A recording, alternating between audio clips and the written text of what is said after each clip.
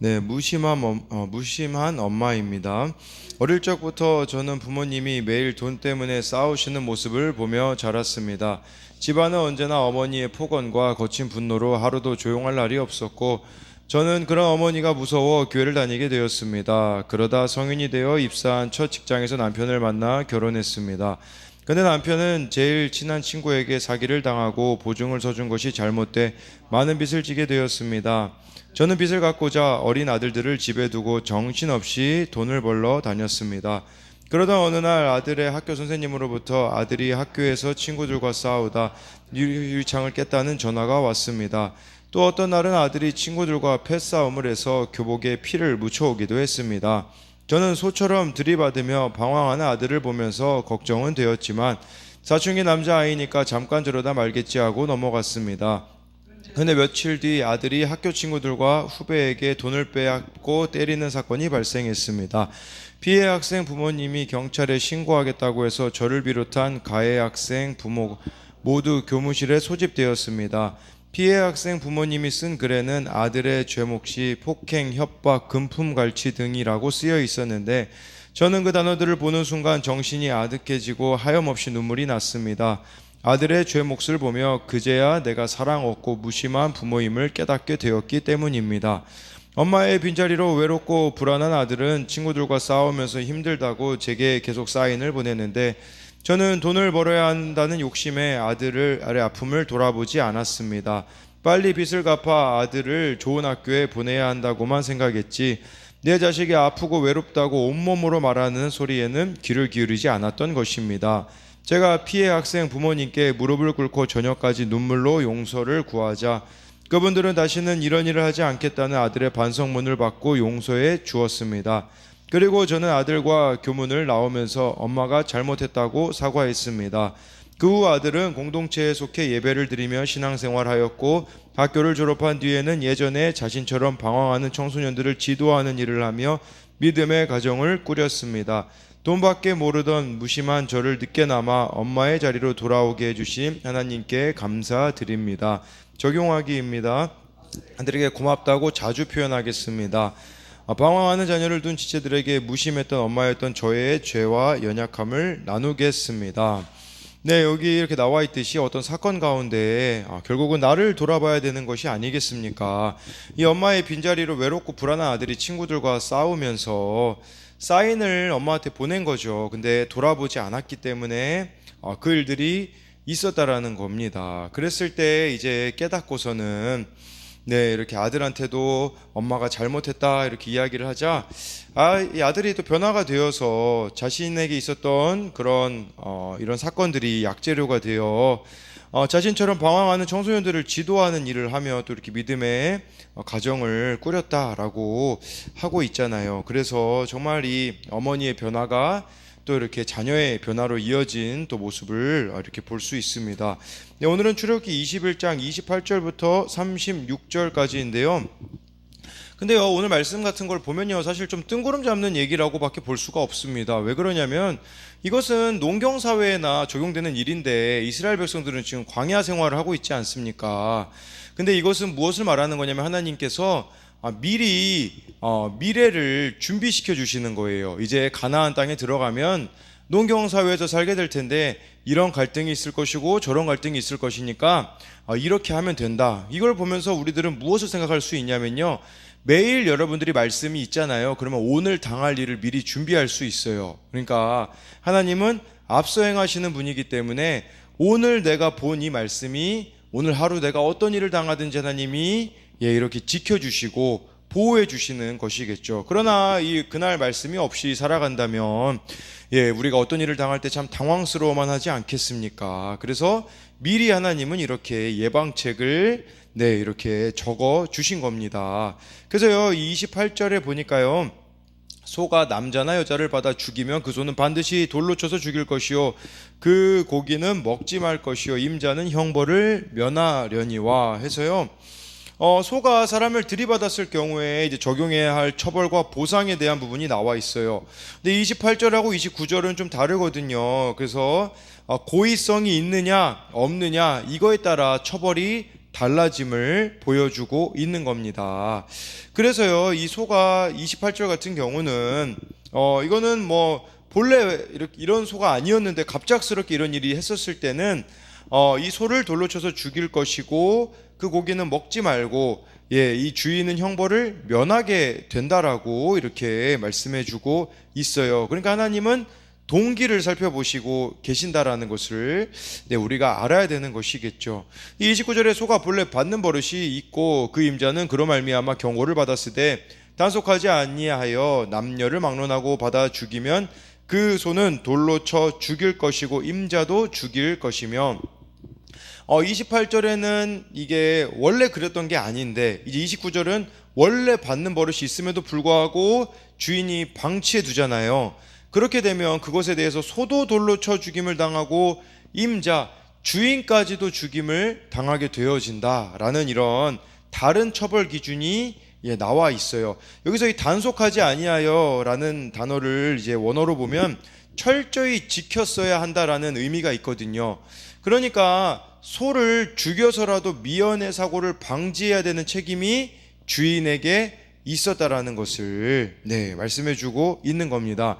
이걸 통해서 우리가 크게 두 가지를 우리들에게도 생각해 볼 수 있는 부분들이 있어요. 그건 뭐냐면 첫 번째는요, 살인의 의도는 없었지만 사람을 죽일 수 있는 소를 제대로 관리하지 못한 책임을 무겁게 지우신 것인데 소가 그런 거라고 주인이 자신은 잘못 없다고 발뺌할 수도 없는 것이죠. 우리도 소처럼 제대로 통제하지 않으면 죄와 실패로 이끄는 것이 있는데 그것은 바로 우리들의 마음의 죄성이라는 겁니다. 우리가 이 마음을 다스리는데 실패한다면 심각한 지경에 이를 수 있다라는 거예요. 내가 이런 죄에 넘어지는 걸 알아요. 근데 단속하지 않잖아요. 이거 이 정도 안 넘어져라고 이런 식으로 대했다가는 심각한 지경에 이를 수 있다라는 거죠. 두 번째는요, 여러분들의 자녀와 부모와 관계 속에서 생각해 볼 수 있는 부분이 있어요. 예를 들자면 자녀의 문제를 알면서도 우리 아이는 원래 그래요 라고 하면서 방관하며 말씀대로 자녀를 양육하지 않는다면 부모가 나중에 받을 형벌이 클 것을 알아야 한다라는 거예요. 이거 뭐 자녀뿐 아니라 부모에 대해서도 원래 우리 부모님은 이래요 라는 식이거나 어떤 관계에 있어서 원래 이 사람은 이래요가 아니라 그 가운데 우리가 정말 말씀대로 이렇게 행해야 되는 것들이 있는 것이겠죠. 그래서요, 이 29절에 대한 적용 질문은 나의 욕심을 채우려고 다른 사람에게 경제적, 심적 피해를 주고 있지는 않나요?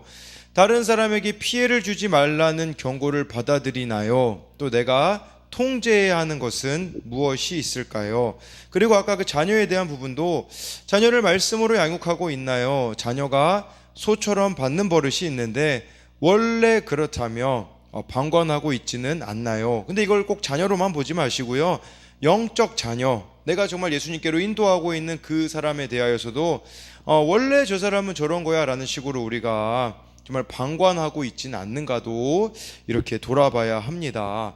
30절에요, 만일 그에게 속죄금을 부과하면 무릇 그 명령한 것을 생명의 대가로 낼 것이요 라고 해서요, 받는 버릇이 있는 소가 소로 인하여서 사망한 경우 속죄금을 지불할 수 있었던 겁니다. 그래서 사형 판결로부터 벗어날 수 있었어요. 근데 이 속죄금은 자신이 제한하거나 타협할 수가 없는 겁니다. 피해자의 가족이 부과하는 것이고 가해자는 일방적으로 요구를 받는 것이에요. 완전히 이걸 지불해야 죽음을 면할 수 있다라는 것이죠. 마찬가지로요, 우리는 원래 죄로 인한 죽음의 형벌이 예정되어 있던 자들인 거죠. 그러나 하나님이 속죄금을 치러 주셨습니다. 이 속죄금이 바로 누구입니까? 예수님인 것이죠. 예수님이 십자가에서 모든 속죄금을 완전히 지불하셨다라는 것을 이렇게 말씀해주고 있는 것이죠. 31절에 아들을 받든지 딸을 받든지 이 법규대로 그 임자에게 행할 것이며, 32절에 소가 만일 남종이나 여종을 받으면 소 임자가 은 30세겔을 그의 상전에게 줄 것이요 소는 돌로 쳐서 죽일지니라. 아들이나 딸, 그래서 차별 없이 이것이 행해져야 된다. 심지어 남종과 여종에게도 동일하게 적용이 돼야 된다라고 말씀해주고 있어요. 그러니까 이것은 바로 생명의 가치는요, 성별 지위가 차별이 없다라는 것을 말씀해주고 있어요. 근데 여기서 남종 여종일 경우는 은 30세겔이라고 말씀해주고 있거든요. 네, 그러니까 이 은 30세겔을 통해서 우리가 생각할 수 있는 것은 무엇이냐면 바로 예수님입니다. 여러분 마태복음 26장 15절에 예수님이 가룟 유다가 예수님을 대제사장에게 은 30세겔을 주고 팝니다. 그러니까 예수님이 몸값이 노예셨다라는 것을 말씀해 주는 것이 아니겠습니까? 예수님은 종의 몸값에 팔려 고초당하시고 십자가에 달려 돌아가셨던 거죠. 그만큼 예수님의 삶이 낮아지셨다라는 거예요. 여러분 예수님의 삶을 우리가 잘 생각해야 돼요. 예수님의 삶은요 말구유에서 십자가셨습니다. 이걸 기억하셔야 돼요. 아니 안 그래도 말구유에 태어나신 낮은 모습인데 십자가로 더 낮아지신 삶을 사셨다면 이것은 여러분 한 영혼을 위해서 낮아지신 삶을 예수님이 선택하셨다라는 것을 기억해야 한다라는 것이죠. 그래서 이 차별에 대한 부분에 대한 적용 질문은 하나님이 기준이 아닌 세상의 기준으로 우리는 누군가를 차별하고 있지는 않습니까? 두 번째로는 이제 예수님에 대한 은 30에 대한 적용은 나를 살리려고 낮아지신 예수님처럼 한 영혼을 위해 내가 낮아져야 할 일은 무엇이 있을까요? 이렇게 적용할 수 있고요. 33절에요. 사람이 구덩이를 열거나 구덩이를 파고 덮지 아니하므로 소나 나귀가 거기에 빠지면 해가지고요. 이 깊은 구덩이는 동물이나 사람이 빠져서 다칠 위험이 있었거든요. 그러니까 그런 사고를 미연에 방지하고자 넓은 돌판이나 판자로 입구를 덮어두어야 했다라는 거예요. 그 책임을 다하지 않아 사고가 발생하면 모든 책임은 우물 주인에게 있었다라는 것을 이렇게 말씀해주고 있는 거예요. 여러분 이것을 우리의 행동도 생각해 볼 수 있어요. 그러니까 내 마음대로 내가 말씀이 기준이 아니라 내 마음대로 행동함으로써 누군가를 실족하게 할 수 있다라는 것을 우리가 잊어서는 안 돼요. 나의 행동, 나의 말이 누군가를 실족하게 할 수 있는데 그걸 내가 미연에 방지하지 않는다면 그 책임은 나에게 있음을 보여주는 것이라고 할 수가 있는 것이겠죠. 그래서 이 33절에 대한 적용 질문은 의도하지 않게 나 때문에 다른 사람이 손해를 본 적이 있진 않나요? 또 한 가지는 내가 자유롭게 행동하는 것이 남을 실족하게 하는 구덩이는 아닌가요? 누군가를 실족하게 한다면 예수님께서는 연자맷돌을 목에 달아 바다에 빠지는 것이 더 낫다라고 말씀하신 것을 우리가 잊어서는 안 된다라는 것이겠죠. 34절에요. 그 구덩이 주인이 잘 보상하여 짐승의 임자에게 돈을 줄 것이요 죽은 것은 그가 차지할 것이니라 라고 해서요. 우물 주인이 배상을 잘하면 모든 의무는 종결이 됩니다. 그는 죽은 짐승의 가죽과 고기를 취할 수가 있었어요. 이것은 무엇을 말하는 거냐면 하나님은요 이처럼 의도적인 범죄나 고의적인 방치가 아닐 때는 최소한의 책임만을 물으신다라는 거예요. 그러니까 하나님이 무엇을 집중하시는지 알겠죠. 의도적인가, 이 고의적인가 이런 것을 하나님은 정말 이렇게 집중하여서 보신다라는 거예요. 그리고 여기 34절에 잘 보상하여라는 이 단어가 샬렘이란 단어가 쓰였거든요. 히브리어로. 샬롬하고 어원이 똑같아요. 그러니까 이게 무슨 말이냐면 하나님의 관심은 평화로운 관계를 회복하는 데 있다라는 거예요. 그래서 배상을 잘해서 서운한 마음을 잘 헤아려줘서 그 관계, 이웃과의 관계를 깨치지 말라. 이게 여기 잘 보상하여라는 단어에 들어있는 거거든요. 여러분 이처럼 성경의 기본 방향은 회복에 있는 겁니다. 그러나 실제 우리 삶은 어떻습니까? 경쟁하고 빼앗고 빼앗기지 않으려고 지키는 것에만 골몰하고 있지는 않습니까? 경쟁과 탐욕과 죄가 가득한 곳에서 다른 사람들과 비슷한 모습으로 우리가 살아가기 쉬운데 여러분 정말 우리가 어떤 잘못을 했을 때 그 관계가 회복되기 위하여서 모든 것을 동원해야 된다라는 것을 우리들에게 가르쳐 주고 있어요. 그래서 예수님께서는요 마태복음 7장 12절에 황금률이라고 불리죠. 이렇게 말씀하세요. 그러므로 무엇이든지 남에게 대접받고자 하는 대로 너희도 남을 대접하라. 이것이 율법이요 선지자니라 해서요.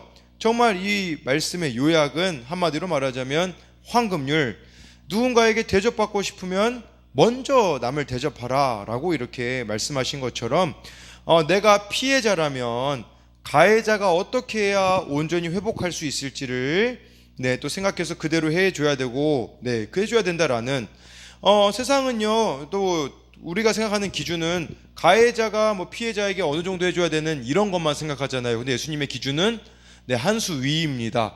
피해자라고 할지라도 가해자를 어떻게 도울 수 있을지까지도 생각하라고 말씀하시는 이 예수님의 가르침을 우리가 따라야 하는 것이겠죠.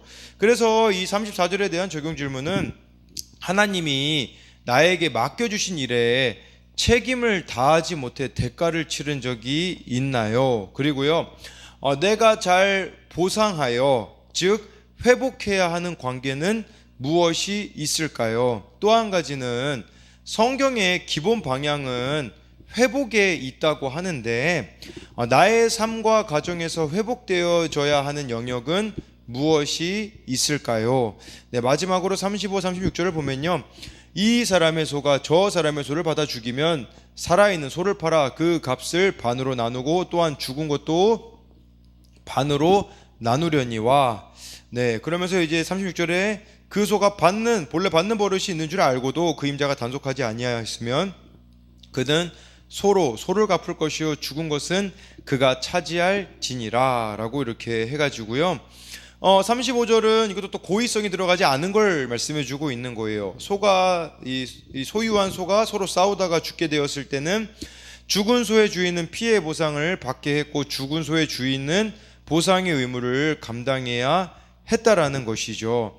그러니까 우리도 이웃 간에 참 많은 싸움들이 있을 수 있잖아요. 조그만한 감정 싸움 때문에 파국으로 치닫게 되는 일이 많죠. 지금 같은 경우는 아파트 같은 경우에 층간 소음으로 인하여서 막 살인 사건까지 일어나게 되어지는 것들이 실제로 존재하지 않습니까? 그러니까 철저한 배상, 적합한 분배를 통해 이 불화의 가능성을 미움의 가능성을 제거해 버리라는 거예요. 우리는 이게 누군가에게 상대방을 헤아리지 않음으로써 피해가 될 거라는 것을 생각하지 못하는 경우들이 너무나도 많이 있거든요. 그러니까 이 말씀은 미움과 불화의 가능성을 미연에 방지하라라고 우리들에게 말씀해주고 있는 겁니다. 아무리 가까운 사이일지라도 문제가 발생할 경우에는 서로가 최선의 노력을 또 다해야 된다라는 게 35절의 말씀이겠죠. 그래서 이것에 대한 또 적용 질문은 이웃 간의 갈등을 말씀과 공동체의 권면으로 지혜롭게 해결했던 적이 있습니까? 또 36절에 보면요, 미필적 고의에 의해 사람이 죽게 되거나 재산에 손해가 끼치는 것은 타인을 사랑하지 못한 결과라고 볼 수 있어요. 여러분 레위기 19장 18절에 이런 말씀이 있어요. 내 이웃 사랑하기를 내 자신과 같이 하라. 그러니까 이거는 예수님이 하신 말씀일 뿐 아니라 구약에 이미 나와 있는 거거든요. 그러니까 내 이웃을 내 자신과 같이 사랑해야 되는 거. 또 신명기 22장 8절에요. 이런 말씀도 있어요. 집을 지을 때는 반드시 지붕에 난간을 만들어서 사람이 떨어지지 않게 하라고 명하셨거든요. 다른 사람의 실수까지 방지할 안전장치를 하나님은 마련하라고 교훈하셨습니다. 이처럼 하나님은 우리가 하나님의 백성이라면 일상생활에서 타인에 대한 사랑을 적극적으로 실천하기를 원하신다라는 것을 말씀해주고 있고요. 그렇기 때문에 우리들이 게으르지 말아야 되고 부주의하지 말아야 된다라는 것을 말씀해주고 있는 겁니다. 나의 게으름, 나의 부주의가 다른 이웃을 해칠 수 있음을 말씀해주고 있는 것이겠죠. 그래서 마지막으로 36절에 대한 적용 질문은 얼마나 내 이웃에 대해서 관심을 가지고 있나요? 이웃을 내 자신을 사랑하는 것처럼 하고 있나요? 나의 게으름과 부주의로 가족과 지체들에게 손해를 끼치고 있지는 않나요? 라고 이렇게 말씀해 주고 있습니다. 그렇기 때문에 저는 오늘 말씀 중에 좀 제일 크게 좀 와닿았던 것은, 소가 본래 받는 버릇이 있음에도 불구하고 그것을 알면서도 침묵해 버리거나 방관하고 있다면 주인에게 책임이 있듯이, 누군가가 방황하고 잘못된 길로 가고 있음에도 불구하고 우리가 가만히 있다면, 에스겔서에요 그런 말씀이 있어요. 우리를 파수꾼으로 세웠다고 하시면서 정말 나팔을 불어야 될 때 불어야 되는데 불고 있지 않다면 그 책임은 바로 우리들에게 있다라는 그런 말씀처럼, 누군가가 잘못된 길로 가고 있을 때 정말 말씀으로 사랑함으로 권면해 줄 수 있는 여러분들이 되시기를 소망합니다.